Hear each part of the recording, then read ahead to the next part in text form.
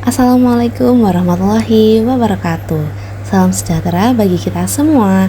Perkenalkan, nama saya Yulia Dewi Anjani dengan NIM 10122100097. Pertama-tama yang saya hormati Bu Rosa selaku dosen pengampu mata kuliah metodologi penelitian 6C serta teman-teman saya yang saya banggakan. Pada kesempatan kali ini, saya akan memaparkan hasil jawaban saya atas soal-soal ujian tengah semester mata kuliah metodologi penelitian. Semoga presentasi ini dapat memberikan gambaran yang jelas dan bermanfaat bagi kita semua. Tanpa berlama-lama lagi, mari kita mulai dengan soal nomor 1. Soal nomor 1 yaitu A. Sebutkan serta jelaskan jenis penelitian. Jadi, penelitian itu dibagi menjadi dua berdasarkan jenis data yang dikumpulkan, yaitu penelitian kuantitatif dan penelitian kualitatif. Penelitian kuantitatif adalah penelitian empiris yang datanya berbentuk angka-angka, sedangkan penelitian kualitatif adalah datanya tidak berbentuk angka menurut Samrun dan Salim 2014. Jadi, penelitian kuantitatif adalah penelitian yang datanya berupa angka atau data yang bisa diukur, misalnya lewat skala pengukuran.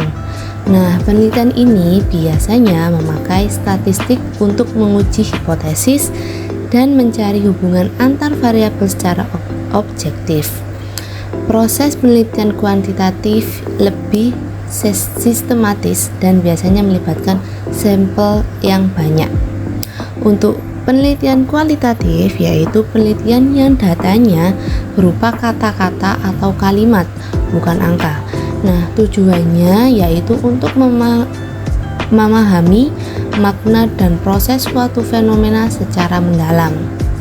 Jadi, peneliti biasanya langsung terlibat dengan objek penelitian lewat wawancara, observasi, dan dokumentasi. Nah, singkatnya, penelitian kuantitatif itu lebih fokus ke angka dan data yang bisa diukur, sementara penelitian kualitatif fokus ke cerita dan makna di balik data tersebut. Kemudian, soal 1B. Berikan contoh dari jenis penelitian di atas. Jadi, di sebelah kanan ada contoh jenis penelitian kualitatif dengan judul Analisis Manajemen Sumber Daya Manusia dalam Meningkatkan Mutu Pendidikan di Sekolah Menengah Pertama SMP Negeri 1 Gilireng Kabupaten Wajo. Nah, jurnal tersebut menggunakan pendekatan kualitatif dengan metode wawancara dan observasi untuk menggali bagaimana manajemen sumber daya manusia dapat berperan dalam peningkatan mutu pendidikan. Nah, selanjutnya ada contoh jenis penelitian kuantitatif dengan judul jurnal yaitu Kinerja Karyawan Berbasis Gaya Kepemimpinan dan Motivasi pada PT Nusa Akusara Megasindo Kabupaten Tangerang. Jadi, diisi jurnal tersebut yaitu menguji pengaruh gaya kepemimpinan dan motivasi terhadap kinerja karyawan dengan data kuantitatif yang diperoleh dari kuesioner dan observasi. Hasilnya yaitu gaya kepemimpinan dan motivasi berpengaruh positif dan signifikan terhadap kinerja karyawan. Selanjutnya yaitu soal nomor 2. Apa yang dimaksud dengan studi literatur? Menurut Roshidana dalam Rusmawan, studi literatur merupakan metode pengumpulan data dengan cara mencari dan membaca sumber-sumber tertulis yang ada seperti buku, catatan, maupun laporan hasil penelitian terdahulu yang menjelaskan tentang landasan teori atau yang ada hubungannya dengan objek penelitian. Lalu, kenapa sih studi literatur itu perlu dilakukan? Jadi, ada beberapa alasan mengapa studi literatur itu penting dilakukan dalam penelitian. Yang pertama, menurut Afifa Ansori dan Martoyo, studi literatur itu bertujuan untuk mencari berbagai teori-teori yang relevan dengan permasalahan yang sedang diteliti sebagai bahan rujukan dalam pembahasan hasil penelitian.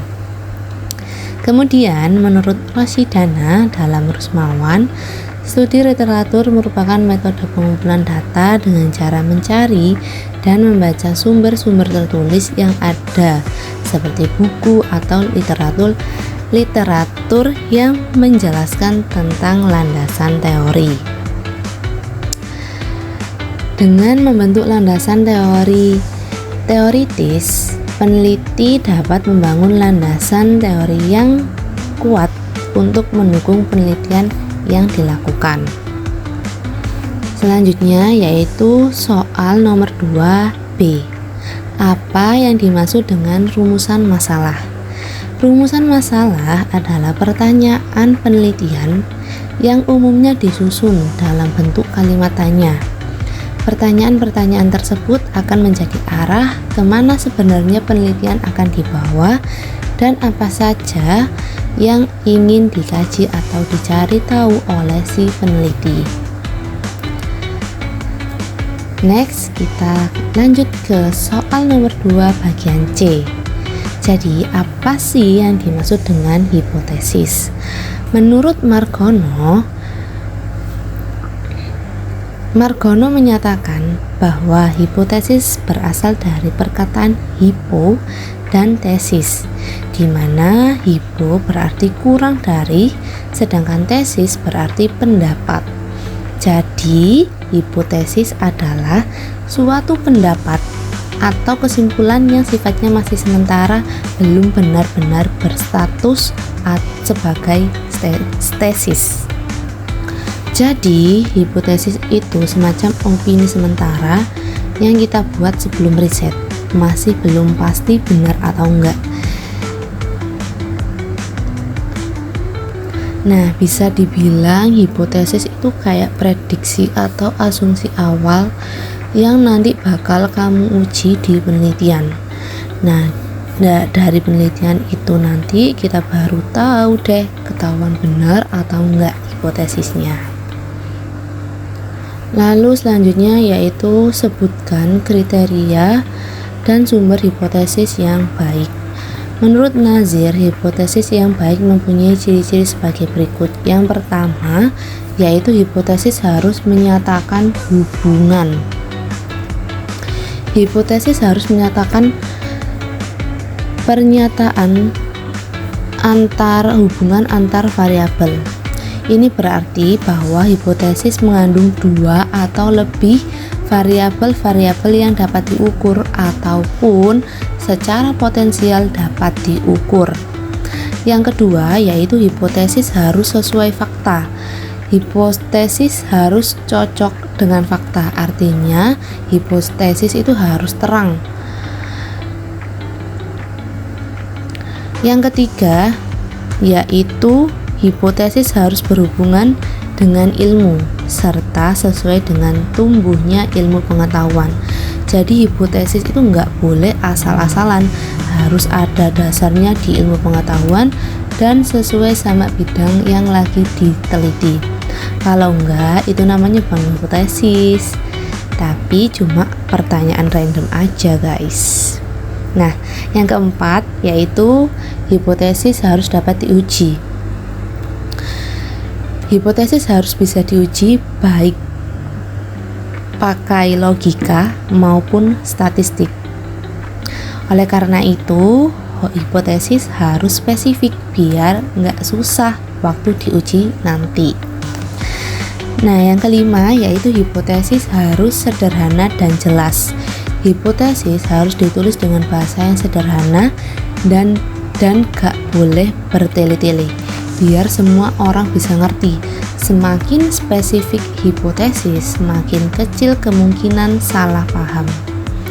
Nah, yang terakhir yaitu hipotesis harus bisa menerangkan fakta. Hipotesis harus bisa ngejelasin fakta-fakta yang ada.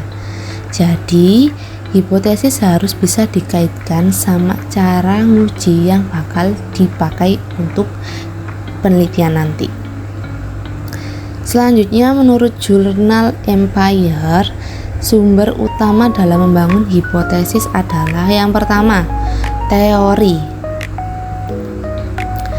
Kita bisa buat hipotesis dari teori yang udah ada. Teori itu kayak pemikiran para ahli yang udah terbukti. Jadi kita tinggal ambil konsepnya, terus dikembangkan jadi hipotesis penelitian kita. Nah, yang kedua yaitu fenomena praktis terkini. Hipotesis juga bisa muncul dari kejadian sehari-hari yang sering kita lihat atau alamin sendiri. Misalnya, ada masalah yang berulang atau hal-hal baru yang lagi viral. Nah, dari situ kita bisa nebak hubungan atau pengaruhnya. Terus kita buat hipotesis. Nah, kemudian yang ketiga yaitu temuan penelitian sebelumnya. Kita bisa ambil ide dari hasil penelitian orang lain yang udah pernah dilakukan. Dari situ kita bisa nemuin celah atau kekurangan atau research gap yang belum pernah diteliti. Terus dari situ kita bisa buat hipotesis baru untuk isi celah itu. Nah, yang terakhir yaitu literatur terkini. Selain hasil penelitian, kita bisa baca buku, jurnal, atau artikel terbaru. Nah, kadang setelah kita baca-baca buku, jurnal, ataupun artikel, dari situ ada info baru.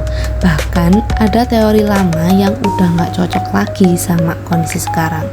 Nah, dari situ kita bisa munculin ide hipotesis baru untuk ngecek atau nambahin pengetahuan yang udah ada. Next slide yaitu soal nomor 3.1. Sebutkan ada berapa variabel di penelitian di atas. Jelaskan jenis variabel di atas. Jadi terdapat 5 variabel dalam penelitian di atas, yaitu 1. Product presentation, 2. Musik, 3. Emotional state, 4. Attitude towards the site, dan yang terakhir purchase intent. Untuk jenis variabelnya, variabel independen ada product presentation dan musik yang berperan sebagai faktor penyebab atau pemicu dalam penelitian. Kemudian ada variabel mediasi yaitu emotional state sebagai penghubung antara pengaruh dari product presentation dan musik terhadap variabel berikutnya, dan ada attitude toward the site sebagai jembatan untuk menghubungkan pengaruh emotional state terhadap purchase intent. Nah, untuk variabel dependennya yaitu ada purchase intent yang menjadi variabel hasil akhir atau dampak dari pengaruh variabel-variabel sebelumnya. Kemudian soal 3 bagian 2, buatlah rumusan masalah, tujuan, dan hipotesis dari penelitian di atas. Rumusan masalah yang pertama yaitu apakah product presentation berpengaruh terhadap emotional state. Yang kedua, apakah musik berpengaruh terhadap emotional state. Yang ketiga, apakah emotional state berpengaruh terhadap attitude towards the site. Yang keempat, apakah emotional state berpengaruh terhadap proses intent. Dan yang terakhir, apakah attitude towards the site berpengaruh terhadap proses intent. Untuk tujuan penelitiannya yaitu yang pertama untuk mengetahui pengaruh product presentation terhadap emotional state. Yang kedua, untuk mengetahui pengaruh musik terhadap emotional state. Untuk yang ketiga, Untuk mengetahui pengaruh emotional state terhadap attitude towards the site. Yang keempat, untuk mengetahui pengaruh emotional state terhadap purchase intent. Dan yang terakhir, untuk mengetahui pengaruh attitude towards the site terhadap purchase intent. Untuk hipotesisnya ini bisa kalian baca sendiri di videonya, di jeda terus dibaca. Oke, kita lanjut slide selanjutnya, yaitu soal 3 bagian ketiga, berikan informasi jenis pengolahan data secara statistik yang tepat untuk penelitian di atas. Karena penelitian ini melibatkan hubungan antar beberapa variabel, maka metode statistik yang tepat adalah analisis jalur, weight analysis atau structural equation modeling atau SEM. Nah, analisis SEM sangat cocok untuk menguji model hubungan antar variabel yang kompleks, termasuk pengaruh langsung dan tidak langsung. Nah, biasanya software yang umum digunakan yaitu Smart PLS. Kemudian ada langkah pengolahan data. Yang pertama, uji validitas dan reliabilitas untuk memastikan instrumen pengukuran valid dan reliable. Yang kedua, uji asumsi klasik seperti normalitas, multikolinearitas, dan lain-lain. Dan yang ketiga ada analisis SEM atau weight analysis untuk menguji hubungan antar variabel sesuai model penelitian. Dan ada uji signifikansi untuk melihat apakah hubungan antar variabel signifikan secara statistik. Nah, akhirnya kita sudah sampai di slide terakhir. Terima kasih sudah nonton. Terima kasih sudah mendengarkan videonya sampai akhir. Semoga penjelasan yang kurang sempurna ini dapat berguna untuk teman-teman. Mohon maaf bila ada salah kata atau penjelasan yang kurang paham. Terima kasih. Wassalamualaikum warahmatullahi wabarakatuh.